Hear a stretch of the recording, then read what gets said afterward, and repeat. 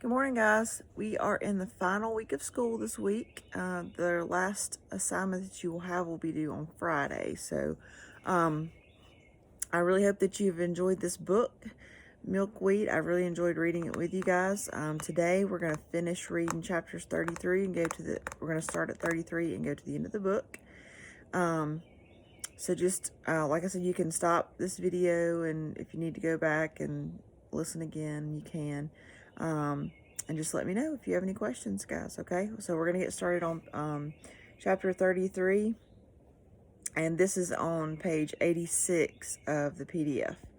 When the bombing stopped, we returned home to Uncle Shepsel shouting in the courtyard, "It's the Russians! We're saved!" He danced into the street. "We're saved!" Uncle Shepsel was the only one dancing. Upstairs, we found other people in our room. With people being trucked into the ghetto every day, this was happening everywhere. Now it was happening to us.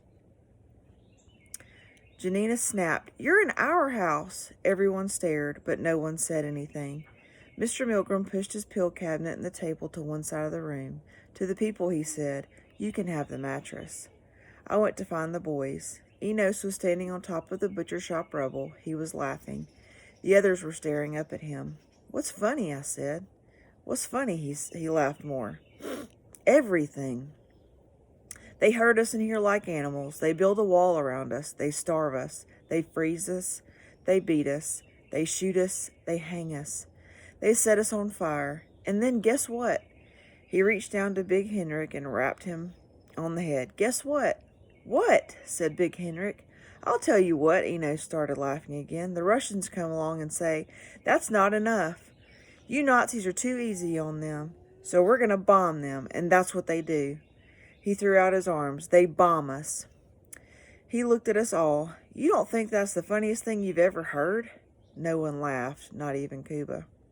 Funny or not, the bombs kept falling, and the winter was as cold, and the people were hungry. Orphans by the thousands roamed the streets in their rags and boils, slumped in doorways, begging for food, clothing, anything. There was nothing to give them, so they starved and froze and died in the snow, their arms frozen outward, still begging. The children who lived were all scraps and eyes. This was the ghetto, where children grew down instead of up. I couldn't believe there had been a time when boys and I had wrestled in piles of food. One day, Janina and I heard a commotion in the courtyard. We looked down from the window. A jackboot and his girlfriend were standing in the entrance. The man had a bag.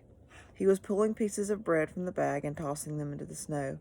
Every time he tossed a piece, 10 people pounced on it. The soldier and his girlfriend laughed.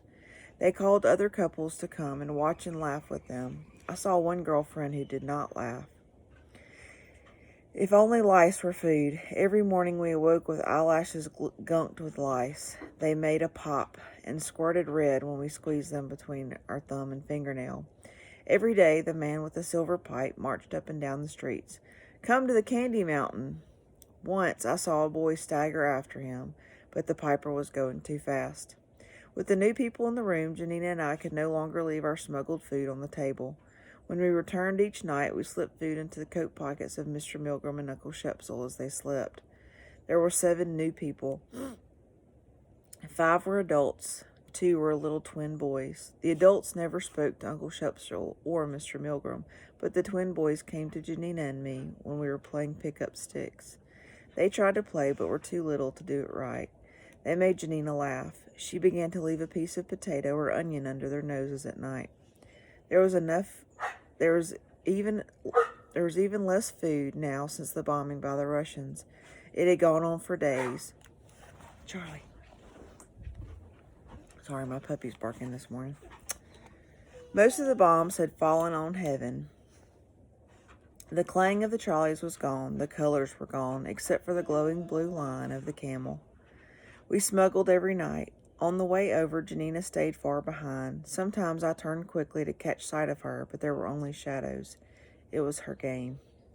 Then we had an unexpected holiday. As I was nearing the hole in the wall one night, I heard a sound. I looked. There was something on the ground. I picked it up. It was a cabbage, a firm one.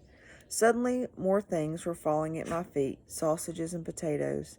By now, Janina was with me, scooping them up. Somebody's throwing food over the wall, I said in wonder. We stood there looking up, but nothing else came down.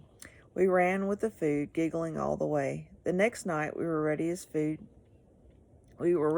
food came flying over the wall again. This happened night after night. Tins of sardines and herring, fruit and babkas of all flavors. More than anything, we loved seeing the astonished faces of Mr. Milgram and Uncle Shepsel when we returned with our nightly feast. And then, just as suddenly, the flying food stopped. We were back out on our own. We always met on the other side. If she didn't find me searching for food, she would be waiting for me at the 2-brick hole. We always came back through the wall together, me first, then her, ever since the night we found Oleg. Until the night I couldn't fit back through the hole. First I took off my coat and stuffed it through the hole. I still couldn't get through. I panicked. I tore off my pants and jammed myself into the hole and didn't stop until I was through. I reached back for my pants and redressed myself, but Janina was already laughing so hard her cabbages were rolling across the ground. The next day at the butcher shop, I found a good bone among the charred bricks and handed it to Big Henrik and said, "Beat me." Big Henrik was confused. I knew he wouldn't understand. "I'm getting too big," I said to Enos. I lay on the ground on my back. I raised the buttons of my feet to Big Henrik. "Beat my feet," I told him. "I need to stop growing." Enos laughed. "Beat him," he said. "If you don't, I will." Big Henrik first wallop sent me skidding over the frozen ground like a sled on ice.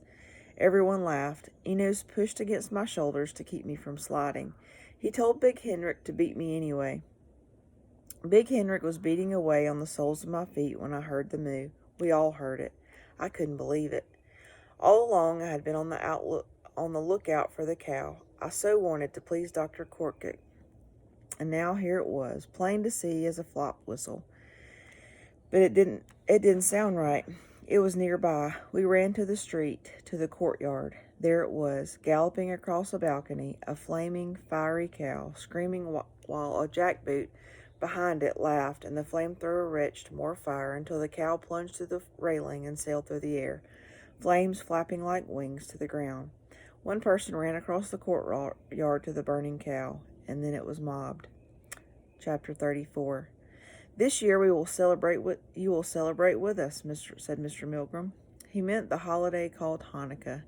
It was the first Jewish word I had learned. He had wanted to include me this year, but Miss Milgram would not allow it. "No," she said, groaning from her mattress. "He's not a Jew. I'm not his mother." She is not herself, Mr. Milgram had said. Still, I was not allowed.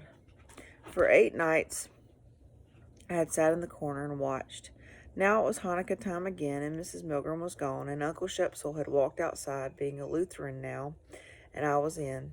On the first day, Mr. Milgram told me the story of Hanukkah. How long ago the Greeks tried to destroy everything Jewish. See, this is not the first time.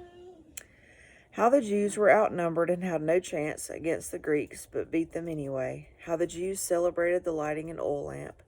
But the celebration would have to be short because there was only enough oil in it to last for 1 day. And then a miracle happened. The oil lasted for 8 days.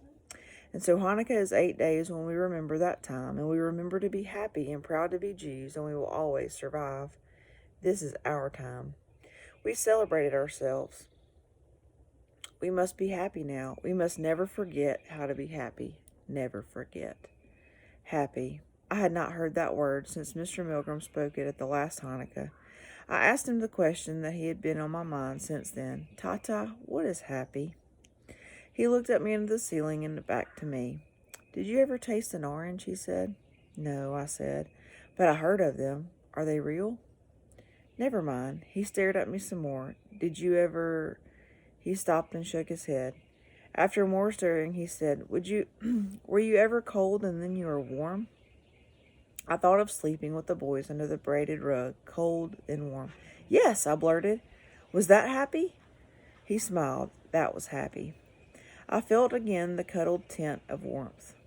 Sometimes I would stick my nose out for a better feel of the warmth of the rest of me, under the rug. "No," he said. He tapped my chest. "Happy is here." He tapped his own chest. "Here. Inside." It was getting crowded in there. first angel, now happy. It seemed there was more to be happy, more it seemed there was more to me than cabbage and turnip.